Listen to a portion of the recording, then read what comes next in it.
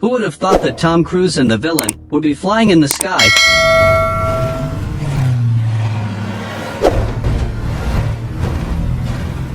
The two joined forces to perform a series of aerial stunts. All kinds of difficult moves were performed one after another, but they didn't expect that they went too far, causing the stunt plane to catch fire. The villain immediately took out the only parachute, planning to leave Tom Cruise to fend for himself in the sky. Only one of us has a parachute! Good luck!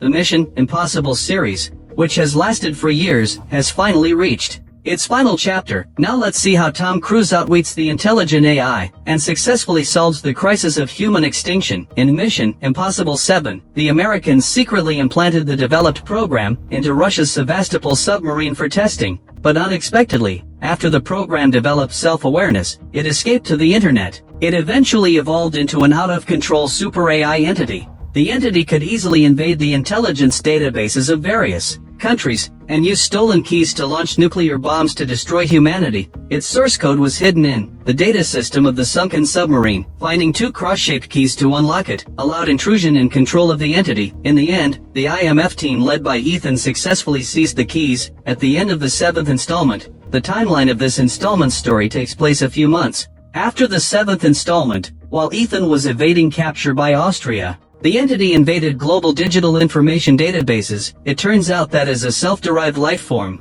the entity had a strong sense of self and learning ability. Over more than a decade, it had been collecting private information and seducing ignorant people to work for it. Recently, it had even completed a qualitative change and begun to take the initiative to invade and attack the military systems of various countries. This included nuclear weapons systems. Moreover, the entity was also spreading news and information that was difficult to distinguish between true and false on the internet, causing panic among people. People were opposed to the government. In-depth suspicion had begun among various countries. The world was in a serious crisis of trust. It was only now that the US government had belatedly realized the true purpose of the entity. But it was obviously too late. There was no way. The US president had to contact Ethan personally. He told Ethan that the entity's purpose was particularly sinister, to incite humans to be hostile to each other and trigger military conflicts. To achieve this goal, it had even spawned a doomsday cult. The fanatical believers in the cult all believed that only by making humanity extinct could the corruption in the world be wiped out. Once the conflict escalated into a third world war,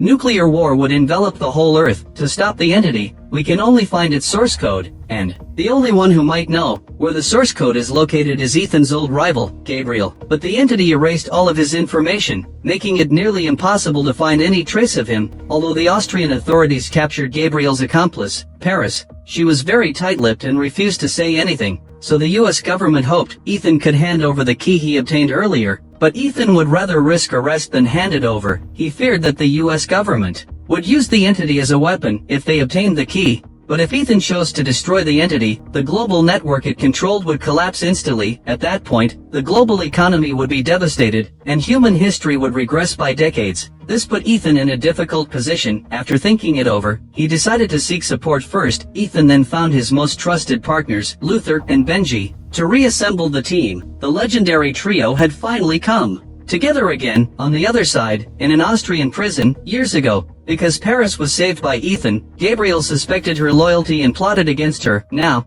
Paris was determined to take revenge on Gabriel. In the next second, an unexpected event happened beside her. Paris realized someone was coming to rescue her, so she joined in the fight. If Ethan hadn't intervened, Paris would have killed again, but the police had already picked up their radios to call for backup. Ethan told them it's a matter of world security. In 3 days, the entity will completely take over the global network. If they are captured, no one will be able to stop the entity. In the end, the police chose to believe him. After successfully resolving the crisis, Ethan asked about Gabriel's whereabouts, but Paris gave an unexpected address. Soon, Ethan infiltrated a party at the US Embassy in London. Benji felt this was like walking into a trap. Gabriel would never risk attending such a party. Ethan told him to stay calm. But Benji's concerns were soon validated. CIA agents received the same information. The two sides collided head-on. Just as they were about to be completely exposed, the thief Grace suddenly appeared and took the agent's radio and sidearm. After knocking out the two agents, Ethan felt a bit guilty for involving Grace, but Grace believed only Ethan could save the world.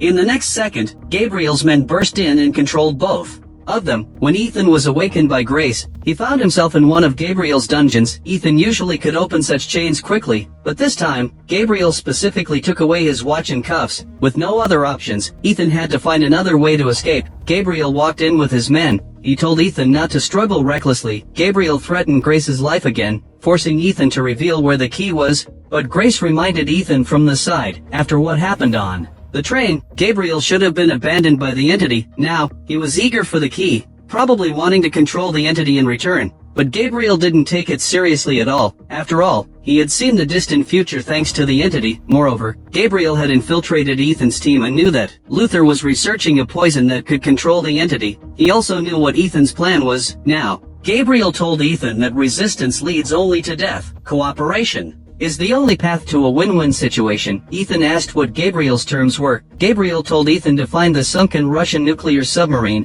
Benji had told Ethan that the submarine's sonar sphere contains a counter-acoustic algorithm drive. In theory, it can ignore any detection, but the entity hidden behind the scenes designed to destroy the submarine after hiding the original code inside the sonar sphere. This ensures that no one can threaten it with the original code. Moreover, once the sonar device is damaged, it will self-destruct immediately. It's safe to say that the entity's self-defense plan is flawless, but there's still a way to handle this. The sonar device was originally designed with a dual-key security mechanism for simultaneous activation. Now, this combined key was in Ethan's hands. Gabriel promised that if Ethan handed over the source code, he would spare Grace's life. Additionally, Gabriel told Ethan that the anti-God device he intercepted earlier wasn't a biological weapon at all. It was malicious code specifically designed to control nuclear weapons from various countries, but Ethan handed it over to save lives. In other words, without Ethan, there would be no entity today. If Ethan failed to find the submarine in the coming days, the apocalypse would arrive. But Gabriel didn't expect that Ethan had a backup plan. Just a moment ago,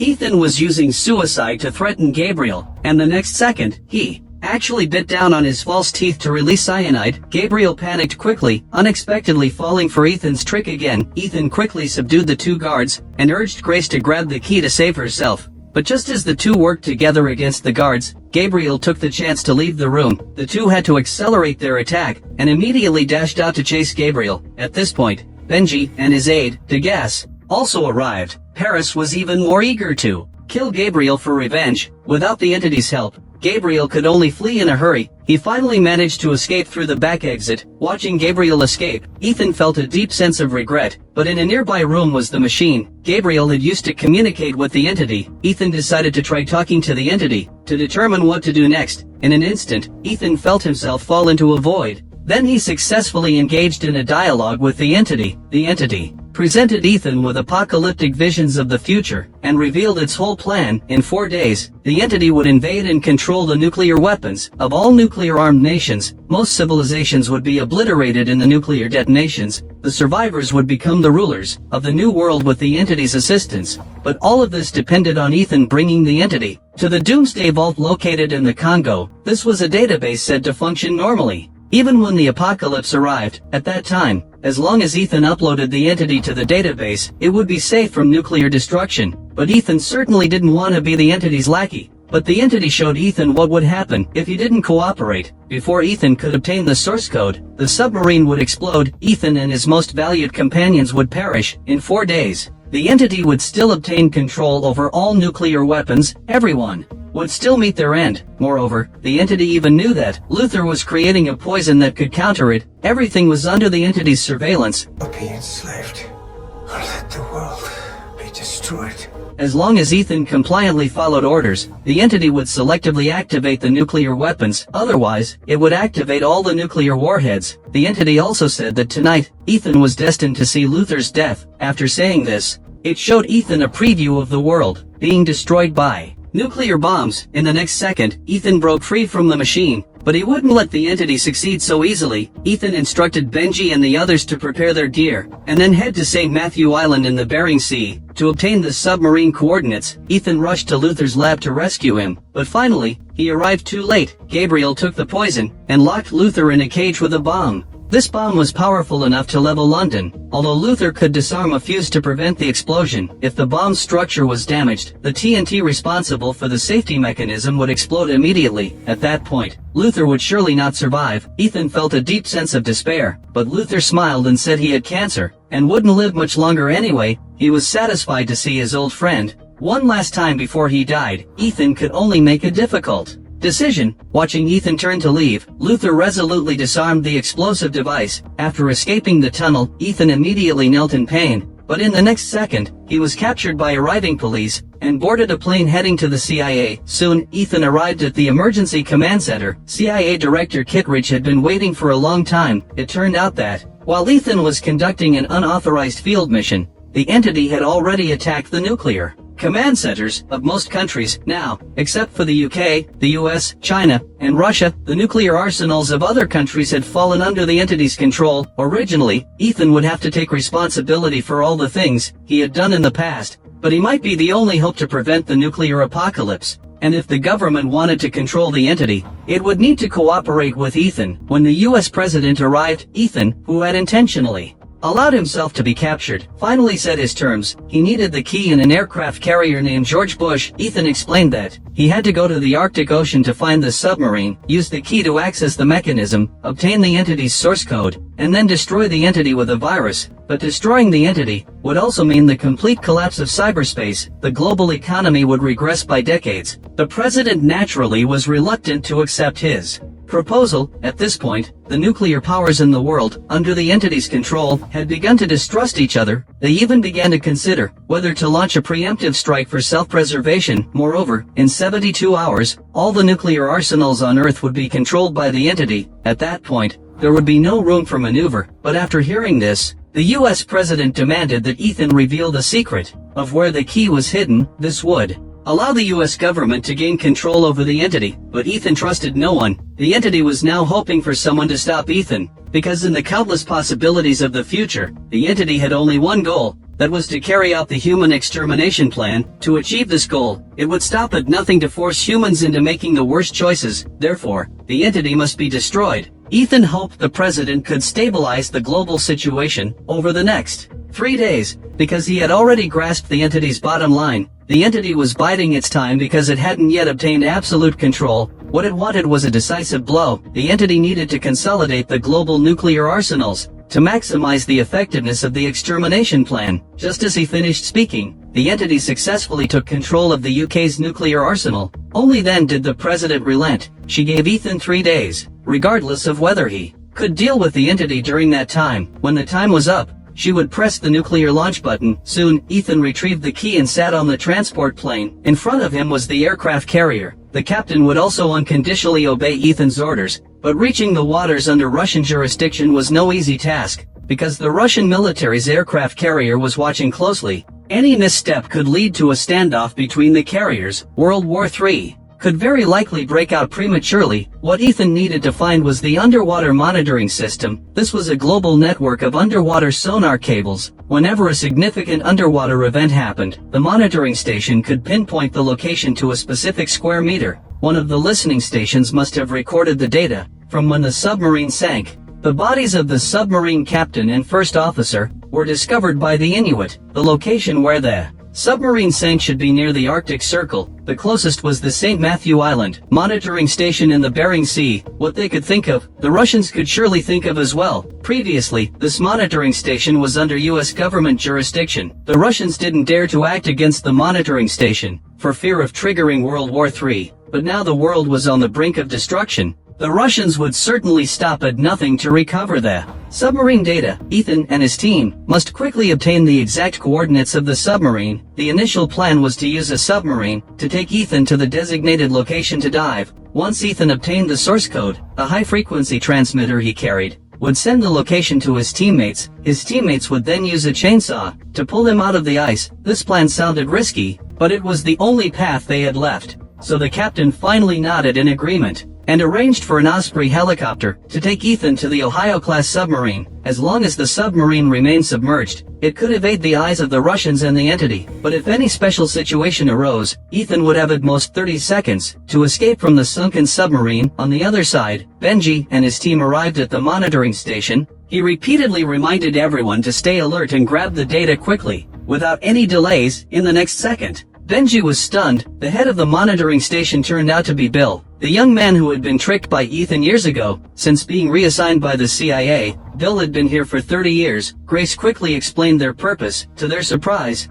Bill actually knew about the entity, but when faced with Grace's request, Bill said he couldn't help, because they weren't the first group to seek him out. Then a group of people emerged from the building. Meanwhile, Ethan was awakened by the pilot. The Russian aircraft carrier that should have been patrolling the coastline suddenly appeared before them. They were within the fire coverage range of the enemy, but the Ohio-class submarine was nowhere to be seen. What's worse, the Osprey was running low on fuel and had to return, with the enemy's carrier-based aircraft already taking off. The pilot could only give Ethan one more minute. In the next second, a warning from a Russian pilot came over the radio. As a battle was about to erupt, Ethan jumped into the frigid Bering Strait. Before long, hypothermia began to cloud Ethan's consciousness. Just as he was about to give in, several frogmen appeared behind him and brought Ethan onto the Ohio-class submarine. Only then did Ethan recover from hypothermia. After explaining his purpose, Ethan told the captain that they needed to surface for 15 minutes every 2 hours to receive the beacon location that Benji might send.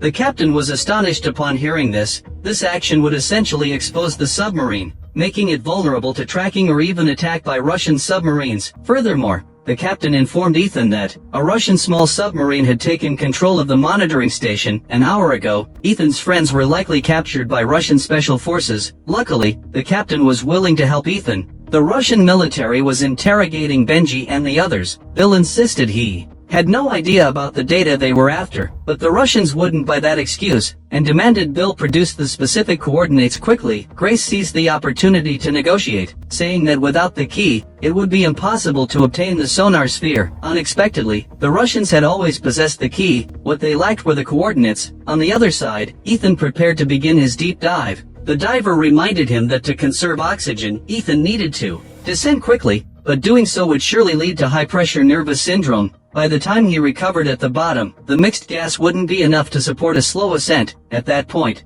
decompression sickness would definitely occur, and he would need to be sent to a decompression chamber immediately. Otherwise, Ethan's life would be in danger. At this point, the captain came over to say that the signal hadn't yet been received. If this continued, the plan would surely be delayed. Meanwhile, Benji and his team were secretly copying the data, but the Russians were watching closely, and the outdated equipment had failed after several attempts. At this point, Bill quietly told Benji that there were no coordinates on the hard drive. A month ago, a massive implosion occurred on the ocean floor. He had checked the data and memorized the coordinates. Then, Bill took the opportunity of his wife going to feed the dog to have her send out the coordinate information. Grace also expressed her desire to join in, but the Russian commander sent a lackey to keep an eye on them. The submarine was soon about to reach beneath the ice cap, and they had only one last chance to receive the signal. At this point, Ethan could only trust his teammates, but before long, the duty officer suddenly rushed in to attack Ethan. It turned out he was also a fanatic follower of the entity. The two immediately began to fight. On the other side, Grace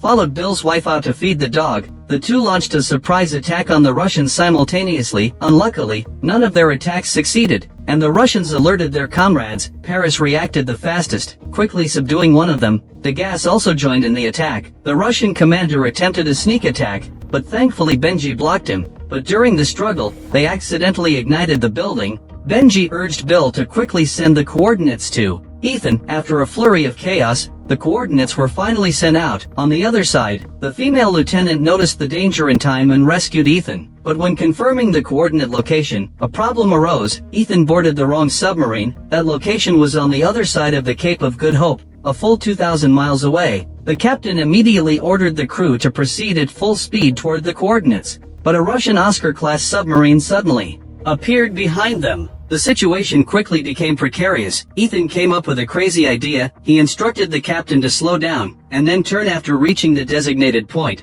to lead the Russian submarine back the way it came. He would then dive at the turning point, to execute the mission alone. the captain reminded Ethan that he wouldn't survive without a decompression chamber. Ethan replied that the decompression chamber was never part of the plan, because Grace was bringing an inflatable decompression chamber over. But the Inuit sled dogs were too hard to manage, so Grace could only learn as she went. At this point, Ethan was ready to begin his descent. He had to race against time to complete the mission. Soon, the dive chamber began to fill with water. As Ethan opened the hatch and was about to exit, he saw the Russian submarine following closely behind. Though Ethan tried his best to avoid the Russian's path, he was still knocked dizzy. He nearly brushed against the blades of the propeller. Ethan then swam toward the sunken submarine. Descending to a depth of 500 feet, he launched a flare, enduring the excruciating pain of his bones being compressed, and found the emergency entrance of the sunken submarine. With great effort, he opened the hatch. Ethan climbed into the submarine and hurried toward the sonar room.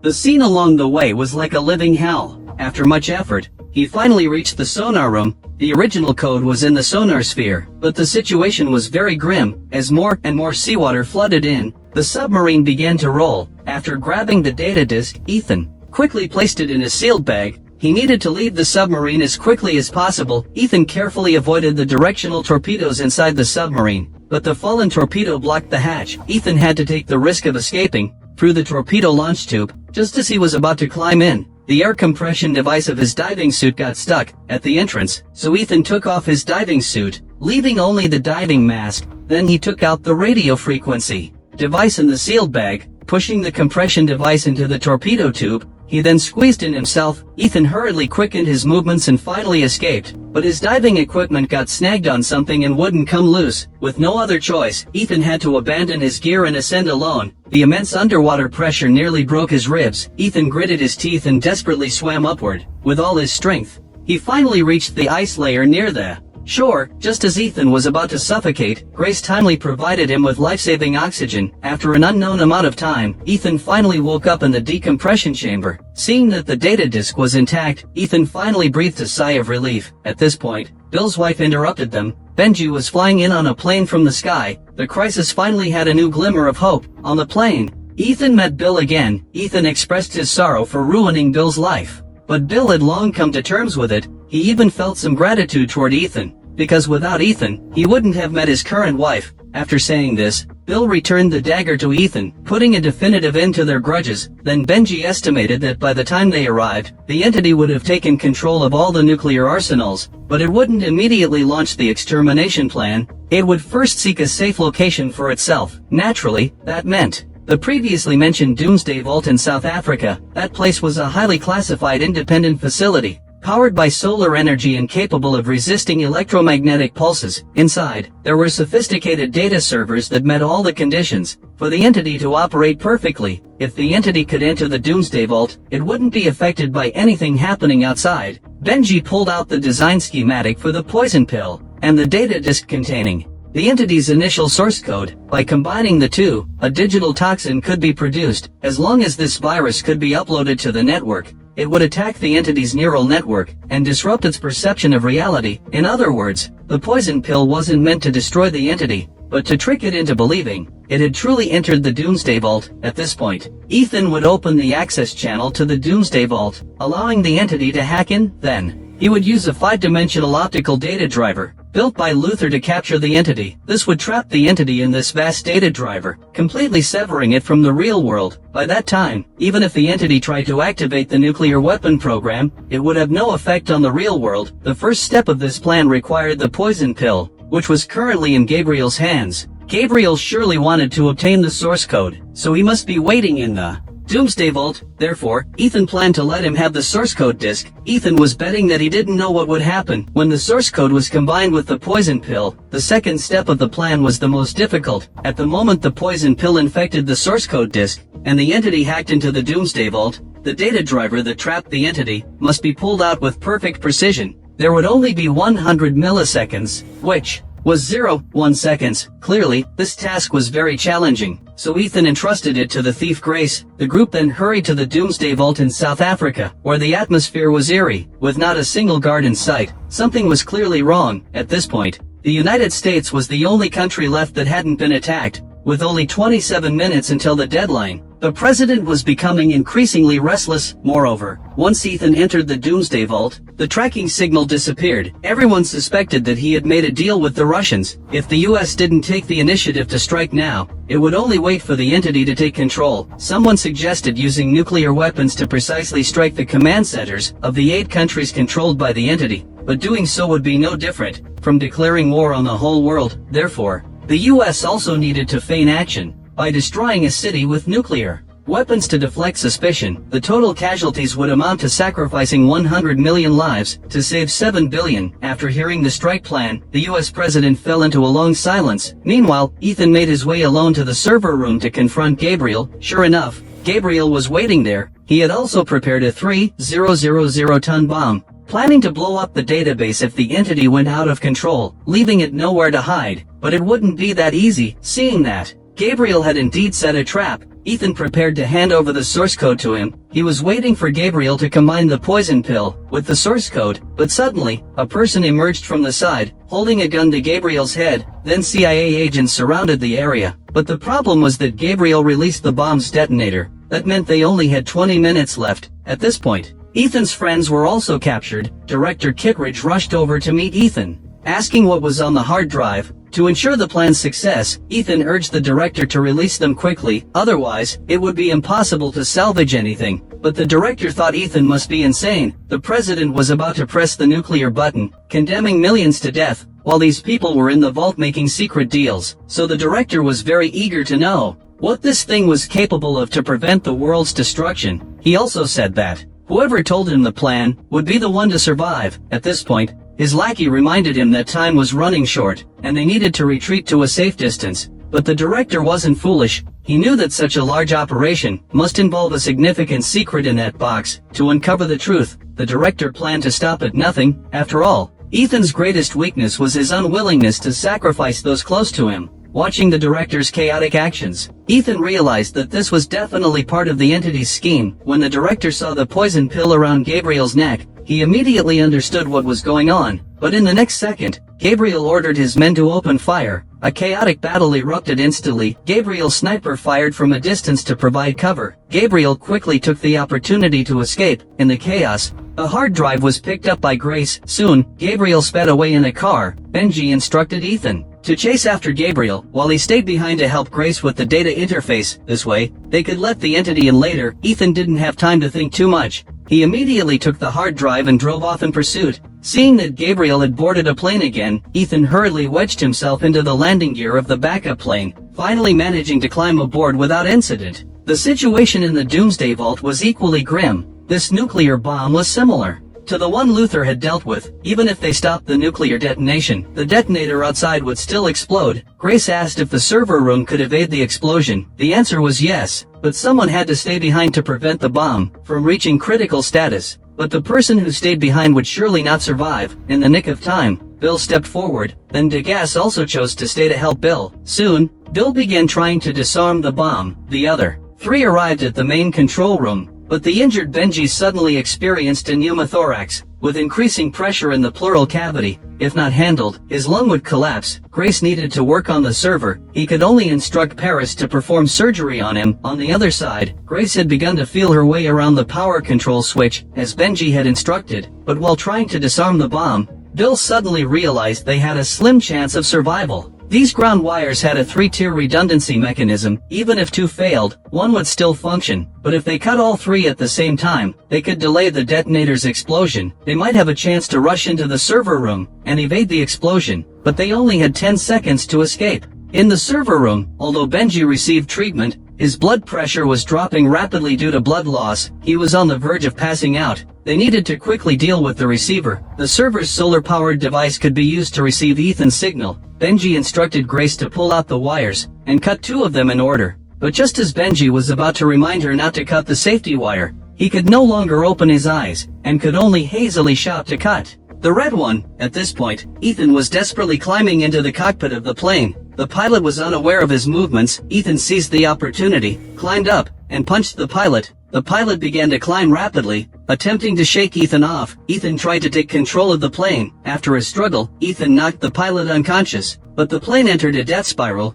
beginning to drop rapidly. Ethan quickly climbed into the cockpit and took control, finally managing to stabilize the plane so he could continue chasing Gabriel. But Gabriel dared to continue provoking Ethan, saying that as long as he had the poison pill, the hard drive would come to him on its own. Ethan found that the rudder was damaged, and had no choice but to settle things quickly. Watching Gabriel slowly approaching from behind, Ethan tried to shake him off but failed. Then Gabriel started ramming Ethan's plane. At the same time, the US president was facing a final choice: either destroy the nuclear weapons command centers of 8 other countries, or wait for the entity to take over America's nuclear arsenal. But once the nuclear bombs were launched, the damage caused would be irreparable for generations. In the end, the president chose to trust Ethan and ordered the Department of Defense to cut off the power to the nuclear missile silos. Although this would leave the United States exposed to attacks from others, the entity would also be unable to infiltrate America's nuclear arsenal. But just as the top officials were arguing over this decision, the entity had already taken control of America's nuclear arsenal. In an instant, the nuclear silos of all nuclear-armed countries opened, and the plan for human extinction was about to be set in motion. In the nick of time, Grace, with Benji's help, successfully built an external receiver. The entity detected the gap and was heading for the vault. Bill and the others also took out the last detonator. The explosion countdown had only 4 minutes left. Then Grace inserted the optical drive. Everything was ready, just waiting for Ethan to infect the entity's source code with the poison pill. At this point, Ethan successfully boarded Gabriel's plane before his own crashed, and the two began to fight for control of the plane. During the struggle, the plane reached its limit and began to plummet. Ethan tried to climb up but was attacked by Gabriel with a dagger. He could only try to drag Gabriel out of the plane, and took the opportunity to get the poison pill. Gabriel grabbed the only parachute, but he never dreamed that the moment he let go would be his last. At this point, the plane was on fire and completely out of control. Ethan had to first insert the poison pill into the hard drive, then jumped out of the cabin, just as the bomb in the vault was about to explode.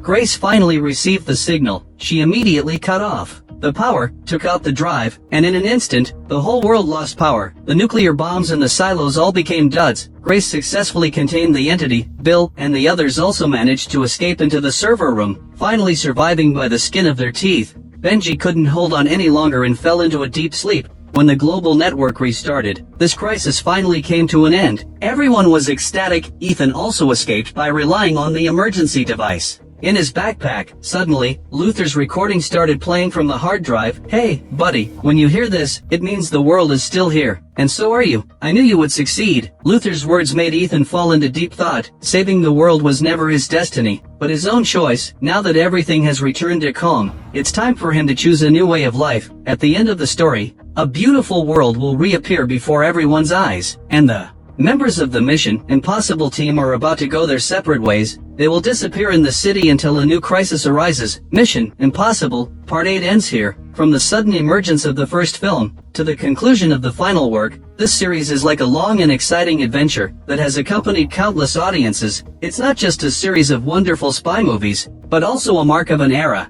deeply etched in everyone's memory. The 8th installment even puts a perfect end to this decades-long spy legend. It allows us to see Ethan Hunt's growth and perseverance. We have experienced the escalating crises and challenges. We have felt the power of team friendship and the spirit of adventure. Although there are regrets, the shock and emotion it brings us will remain in our hearts forever, becoming an immortal spy classic in our minds. If you like my channel, please give it a thumbs up and subscribe.